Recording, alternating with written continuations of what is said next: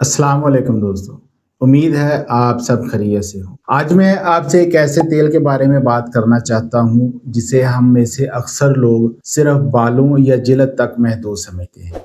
हालांकि हकीकत ये है कि यही तेल अगर सही तरीके से इस्तेमाल किया जाए तो हाजमे, जोड़ों के दर्द और बाज़ तिब्बी मसाइल में भी मददगार साबित हो सकता है। लेकिन यहाँ एक बात बहुत ज़रूरी है समझने की, और वो ये है कि ये तेल जितना फ़ायदेमंद हो सकता है उतना ही गलत इस्तेमाल की सूरत में नुकसानदेह भी हो सकता है। हम बात कर रहे हैं अरंड के तेल की, यानी कैस्टर ऑयल की। इस वीडियो में मैं आपको किसी मुबालगे के बगैर सादा अंदाज में ये समझाऊंगा कि कैस्टर ऑयल असल में है क्या, ये जिस्म में कैसे काम करता है, इसके वो फ़वाइद कौन से हैं जिनका ताल्लुक हकीकत और तहकीक से है, और आखिर में इसे इस्तेमाल करने का दुरुस्त और महफूज तरीका क्या है। इसलिए वीडियो आखिर तक ज़रूर देखिएगा। दोस्तों, कैस्टर ऑयल अरंड के पौधे के बीजों से निकाला जाता है। ये तेल हज़ारों सालों से कदीम तिब में इस्तेमाल हो रहा है और आज के दौर में भी जदीद तिब इसे मुकम्मल तौर पर रद्द नहीं करती, बल्कि महदूद और मखसूस इस्तेमाल में इसकी अफादियत को तस्लीम करती है। इस तेल की असल ताकत इसके एक ख़ास जुज़ में है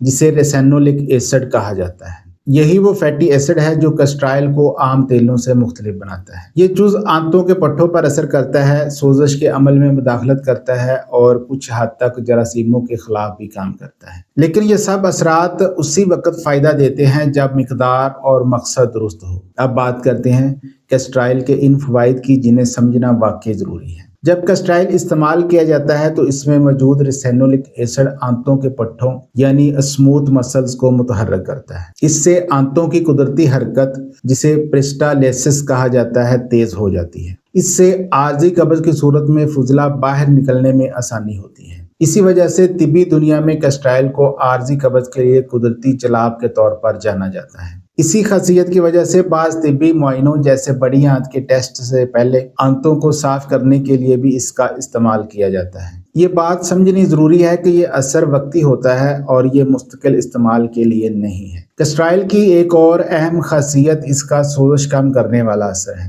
रेसिनोलिक एसिड जिस्म में इन कीमियाई मादों पर असर डाल सकता है जो सोजश और दर्द को बढ़ाते हैं, जिन्हें तिब्बी ज़बान में प्रोस्टाग्लैंड्स कहा जाता है। इसी वजह से जोड़ों के दर्द, गैंठिया और पट्टों की अकड़न में जब इसे बाहर से लगाया जाता है तो कुछ लोगों को दर्द में आराम महसूस होता है। यह मुस्तकिल इलाज तो नहीं है, लेकिन एक मुआवन सहारा जरूर बन सकता है। जिल्द के हवाले से बात करें तो कैस्टर ऑयल जख्म की सतह पर नमी बरकरार रखता है। नमी की मौजूदगी जिल्द के नए खुलियात यानी सेल्स की बेहतर नशोनुमा में मदद देती है, जिससे जख्म भरने का अमल कुदरती तौर पर बेहतर हो जाता है। इसी तरह इस तेल में बैक्टीरिया और फंगस के खिलाफ भी कुदरती सलाहियत पाई जाती है, जिसकी वजह से मामूली जिल्दी इन्फेक्शन या फंगल मसाइल में ये मदद दे सकता है। कैस्टर ऑयल जिल्द के लिए एक मजबूत मॉइस्चराइजर भी है। इसमें मौजूद फैटी एसिड्स जिल्द की ऊपरी तह यानी स्किन बैरियर्स को मजबूत बनाते हैं, जिससे जिल्द में पानी महफूज रहता है और खुश्की कम होती है। खुश्क जिल्द और एक्जिमा जैसे मसाइल में यही खसूसियात फ़ायदा देती हैं। बालों के हवाले से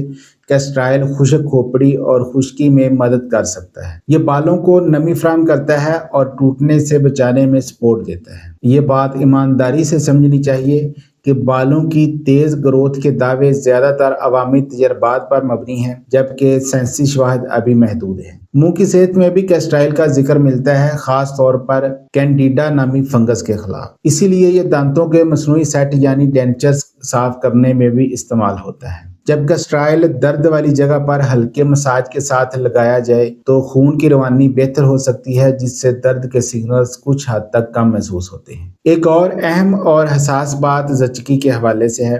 कैस्टर ऑयल आंतों के साथ साथ रहम के पट्टों पर भी असर डाल सकता है। इसी वजह से रवायती तौर पर कुछ जगहों पर इसका जिक्र मिलता है, लेकिन जदीद तिब में यह मामला इंतहाई हसास समझा जाता है और खुद से इसका इस्तेमाल दुरुस्त नहीं माना जाता। कुछ स्टडीज ये भी बताती हैं कि कैस्टर ऑयल जिस्म में चिकनाई के साथ यानी लिपिड मेटाबॉलिज्म पर असर डाल सकता है, लेकिन वजन कम करने या चर्बी खिलाने के लिए इसका इस्तेमाल साइंसी तौर पर साबित नहीं है। कब्ज में बेहतरी आने से अक्सर लोगों को गैस, बदहजमी और पेट के भारीपन में भी आराम महसूस होता है। اسی طرح کچھ اسٹڈیز میں یہ بات سامنے آئی ہے کہ کیسٹرائل مدافعتی خلیات یعنی لیمفوسائٹس پر اثر ڈال سکتا ہے جو جسم کے دفاعی نظام کا حصہ ہوتے ہیں۔ یہ اثر سپورٹ کی حد تک ہے، مکمل علاج نہیں۔ یہی وجہ ہے کہ کیسٹرائل دواؤں، مرہم اور کیپسول کی تیاری میں بھی استعمال کیا جاتا ہے، جو اس بات کی دلیل ہے کہ درست مقدار میں یہ محفوظ مانا جاتا ہے۔ اب بات کرتے ہیں کیسٹرائل استعمال کرنے کے درست طریقے کی۔ قبض کے لیے یہ صرف کبھی کبھار اور کم مقدار میں استعمال کیا جانا چاہیے۔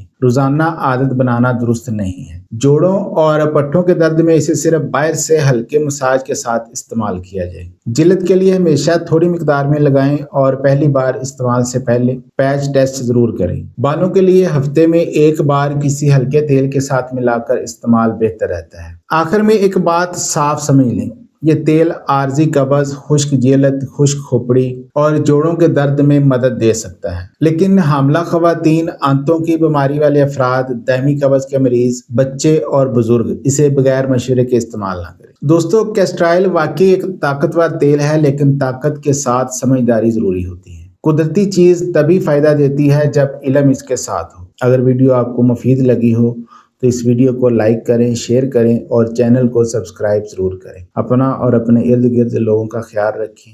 اللہ حافظ۔